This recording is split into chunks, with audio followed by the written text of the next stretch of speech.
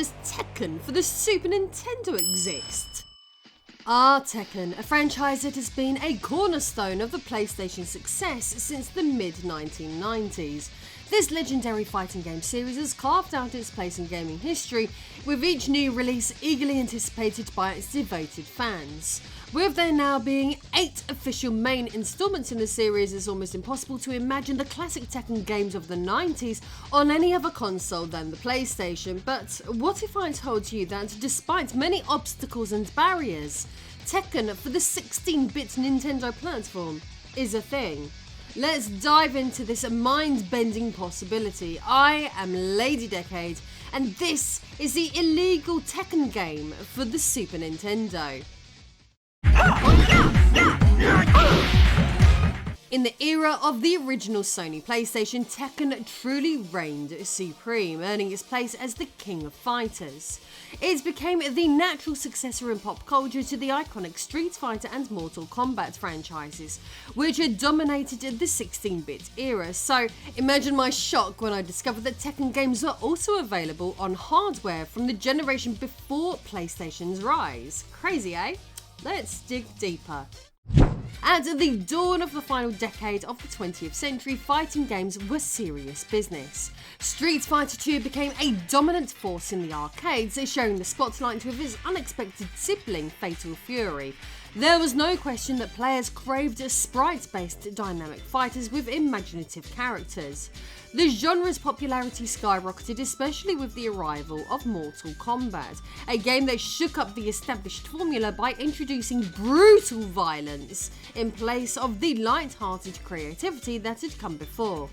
These sprite-based Street Fighter games are all now considered all-time classics, which makes it all the cooler that they stuffed 16 of them onto one compilation with the fantastic Street Fighter 30th Anniversary Collection. Now, in the era of Street Fighter 6 and its main competition Tekken 8, both of these franchises are as relevant as ever. I can get you huge discounts of up to 90% on thousands of games via my affiliate link in the pinned comment. These of course include the 30th Anniversary Collection, Tekken 8, Street Fighter 6, and even its brand new Season 2 Pass, which allows you to play as M. Bison. There are so many great games to play today, which is why it's so important to take advantage of these amazing deals. Happy shopping.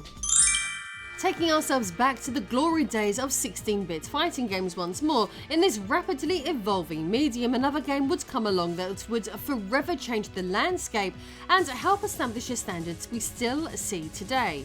Sega's Virtua Fighter, developed by Sega AM2 and designed by Yu Suzuki, was a groundbreaking title that hit arcades in 1993. Despite its seemingly simple control scheme limited to punch, kick and guard, it captivated arcade goers with a revolutionary gameplay mechanic never truly seen before in a fighting game: a third dimension. Players could now dodge in and out of the screen and perform ring outs, but it was the stunning visuals powered by Lockheed Martin's technology that truly set Virtua Fighter apart. This technological leap not only inspired other developers but also influenced Sony's decision to make the PlayStation a relative 3D powerhouse, shaping the future of gaming as we know it. Inspired by the success of Virtua Fighter, Namco launched their own 3D fighter Tekken in arcades, with a PlayStation port following less than a year later. Originally conceived as a 3D texture mapping test program, Namco soon brought on board developers who had worked on Virtua Fighter. This, combined with a close collaboration with PlayStation's visionary leader Ken Kutaragi, led to Tekken being developed with PlayStation hardware in mind, setting the stage for its iconic status in gaming history. By 1995, 3D fighters on disc-based consoles had become the dominant focus for coin-op developers. However, 2D consoles weren't left in the dust. Titles like Ultimate Mortal Kombat 3 and Street Fighter Alpha 2 received home ports, while the Super Nintendo continued to impress with original releases like Dragon Ball Z Hyper Dimension and Mobile Suit Gundam Wing. These games demonstrated that even aging hardware could still shine when developers pushed it to its limits. Sega, however, threw a curveball that still leaves many people scratching their heads today. Virtua Fighter 2 was officially demade for the significantly outdated Megadrive and Genesis consoles. The game traded its iconic polygonal models for hand-drawn sprites, reduced voice samples, and even removed characters like Lion and Shun. Sega didn't stop there, they also adapted the title for the Game Gear as Virtua Fighter Animation, which led to the unexpected release of Virtua Fighter on the Master System in Brazil, thanks to Tectoy. Yep, you heard that right, Virtua Fighter was officially licensed and released on the Master System. Sometimes reality truly is stranger than fiction. While Namco was undoubtedly following Sega's lead with their 3D fighters, driven by Sony's quest to create a Virtua Fighter rival, did the company that gave us Pac-Man pull a similar stunt by releasing 2D Tekken remakes on outdated hardware for developing markets? Well, the answer is no. But to quote Dr. Ian Malcolm, life finds a way. So with that in mind, let's delve into the bizarre and unsettling world of 2D Tekken. It seems that some developers were so preoccupied with whether they could, they didn't stop to consider if they should. The Tekken games with their advanced polygonal graphics were designed for the powerful hardware of the arcades and the Sony PlayStation. However, this didn't deter developers in places like China and Taiwan from attempting to bring Tekken to much cheaper and more basic platforms. Enter the Taiwanese company Gamtech, who not only took on the challenge of developing a Tekken game for the Sega Megadrive, but decided to push the boundaries even further, venturing into unexpected and ambitious territory. These developers didn't just bring Tekken to the Mega Drive, they went a step further by creating Virtua Fighter 2 versus Tekken 2. Yep, they delivered the crossover game that Sony and Sega were seemingly too cautious to ever produce. Well, at least that's what they seemed to aim for.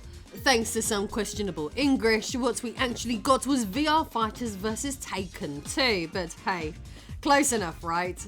This bootleg title featured a mashup of characters from both iconic franchises, with Akira, Pai, Wolf, Lion and Shun representing Sega's Virtua Fighter 2, while Heihachi, Jun, Li, Paul and Kazuya stood in for Namco's Tekken 2. But that's not all. The Taiwanese lunatics wouldn't stop there. As a bonus, Honey and Barn from Fighting Vipers were also made available, essentially making this a more ambitious crossover than Super Smash Bros.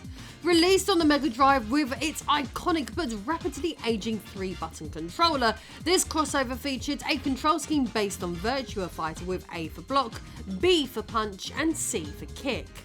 As quality as a bootleg remake of an arcade polygonal powerhouse can be on hardware that originated in the 1980s, Gamtech would incredibly use this game no one asked for as the basis to give us 2 more 16-bit Tekken games. Now, let's dive into the first of these creations, Tekken Special, a Sega-targeted oddity. In this peculiar installment, the controls remain similar to those in the Virtua Fighter crossover, but the actual Virtua Fighter and Fighting Vipers characters were removed from this roster. This, of course, begs the question, who replaced them? In their place, Tekken icons Yoshimitsu, Nina Williams and Martial Law were added to the lineup. While the game still aimed to be an accurate enough rendition of Tekken 2, the developers took some creative liberties. Most of the characters were inexplicably given bloody fireballs, a mechanic more at home in Street Fighter and Mortal Kombat than in the original polygonal Tekken universe. Rather than trying to adapt Namco's original soundtrack to the Genesis hardware, the developers made an interesting choice by borrowing tracks from 2 entirely different Sega arcade fighters, Sonic the Fighters and Fighters Megamix. The latter had characters in the earlier crossover, so that connection makes some sense, at least on paper, but Sonic Fighters? Were they considering adding a few animal warriors into the mix? Who knows what they were thinking? Tekken Special wasn't just confined to the Sega Megadrive. As the title of this video suggests, this unusual game also found its way to the Super Nintendo. For the Super Nintendo version, the developers gave the game the alternate title, Tekken 2, though many of the assets and elements remain quite similar to the Sega version. While Nina and Marshall are missing from the roster, the controls are actually closer to the arcade original, thanks to the Super Nintendo's additional face buttons allowing for 2 punch and 2 kick attacks. For the SNES release, music from the earlier Virtua Fighter 2 vs Taken 2 crossover is retained, but the soundtrack also includes additional tracks from Rockman X3, Capcom's impressive late-in-life platformer. This version saw widespread distribution in the South American market, even earning 2 reprints that featured updated box art and a different cracked ROM housed in a Super Famicom shell. While it's technically impressive that something resembling Tekken could be achieved on the 16-bit consoles, the actual content is quite limited. True to the often disappointing nature of arcade conversions, players are restricted to a basic arcade mode, where you simply progress through the roster from left to right, and a versus mode that oddly sticks the second player with Paul. Still, if you have to be stuck with someone, Paul isn't a bad choice. I'll take him over either of the Paul brothers any day. On the plus side, the game does offer some customization offers that are usually reserved for arcade operators, like adjusting the number of rounds, difficulty and time limits. However, I can't imagine there are too many people out there playing this game competitively enough to really care about those settings. Unfortunately, arcade mode is all we get, which is a real missed opportunity. A simple survival or time attack mode wouldn't have required much additional coding, and considering Tekken is known for its side modes, this would have been a nice addition. Tekken Ball and Tekken Bowl are beloved in the modern era, and even the PlayStation port had that fun Gallagher minigame to pass the time during loading screens. But here all we get is arcade mode, which ends rather anticlimactic with just the word congratulations. This is a bootleg after all. I was hoping for at least a congratulations for old time's sake. Despite my criticisms of this absurd title, it's hard to deny that the game does pay some attention to detail. The menus, HUD and character select screen all closely follow the design guidelines of the original arcade and PlayStation versions, which is a surprising touch of authenticity in this otherwise bizarre creation. Given that the aging Genesis received a port of Virtua Fighter 2, it's not entirely out of the question for Namco to have considered squeezing a few more dollars out of the 16-bit systems that weren't directly competing with the PlayStation. Though to be honest, I'm not entirely sure whether licensing agreements would have allowed such a move. As for the Taiwanese developers, their ambitions may have outpaced the time they had to complete the project. A peek at the game's cutting room floor levels reveals that Jack 2 was clearly intended to be a playable character.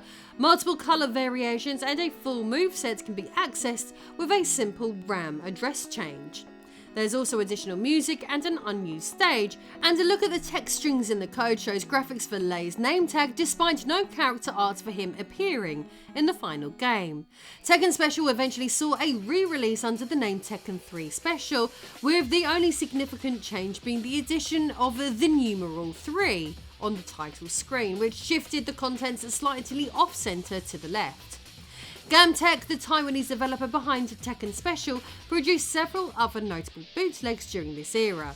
Among their most well-known titles are Rockman X3 for the Megadrive, which actually plays quite decently, and the hilariously named Super 1996 Sonic 6. These days, Gamtech has shifted gears entirely and now owns the online bingo site Bing King, having left game development behind, so don't expect Fortnite or Minecraft ports for the PS2 from them anytime soon. While Tekken was initially a PlayStation exclusive at home, the franchise eventually expanded beyond Sony's console. As the series evolved, Tekken found its way onto Microsoft and Nintendo systems, spawned animated and live action adaptations, and even featured a canonical crossover with Akuma from Street Fighter. What's even more fascinating and particularly relevant to this video is that Tekken eventually received a proper 2D remake with Tekken Advance, which used sprites based on the 3D models. Adding to this strangeness, after Sega exited the hardware business at the turn of the century, Tekken never officially made its way onto a Sega console. However, the fighters did cross paths in Project X Zone on the Nintendo 3DS, and both franchises appeared in various Super Smash Bros. Games, making Nintendo the perfect middle ground for these iconic characters to coexist. If you want to learn more about illegal games, make sure you subscribe, and don't forget you can save up to 90% off of thousands of games simply by using my affiliate link via the pinned comments, including on many classics and modern heavy hitters such as Tekken 8 and Street Fighter 6. Or if you really like this channel and want to support these videos in a more personal way, you can access my behind the scenes cosplay library via Patreon, or as of recently simply by hitting that YouTube join button and becoming a member. Thank you all, and I'll see you soon.